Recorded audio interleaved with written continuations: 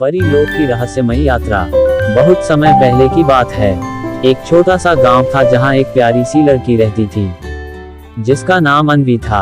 अन्वी बहुत ही दयालु और साहसी थी। उसे कहानियां सुनना और परियों की दुनिया के बारे में जानना बहुत पसंद था। एक दिन जब वह जंगल में तितलियों के पीछे भाग रही थी, उसने एक चमकती हुई जादुई पुस्तक देखी। जैसे ही उसने उसे खोला, तेज रोशनी फैली और अचानक अन्वी खुद को एक अलग ही दुनिया में पाए। ये परीलोक था। यहाँ सब कुछ जादुई था।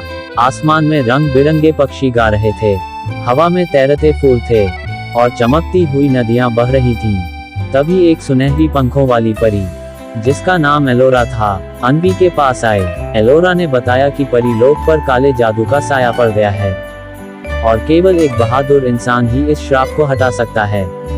अन्वी ने मदद करने का वादा किया। एलोरा उसे एक विशाल चमचमाते महल में ले गई जहां परीलोक की रानी सेरेना रहती थी। रानी ने बताया कि एक दुष्ट जादूगर ज़ारफान ने जादुई मोती चुरा लिया है जिससे परीलोक की सारी रोशनी बुझती जा रही है।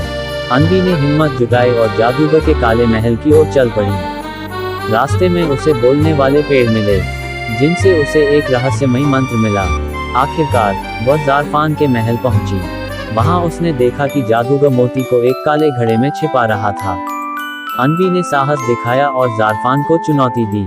उसने उस मंत्र को जोर से पढ़ा जिससे ज़ारफान की ताकत कमजोर पड़ने लगी। अचानक ज़ारफान का महल हिलने लगा और वह अपने ही जादू में फंस गया। अन्वी ने जादुई मोती उठाया और परीलोक वापस आ गई। जैसे ही उसने मोती को रानी सेरेना को दिया, पूरा परीलोक फिर से चमक उठा।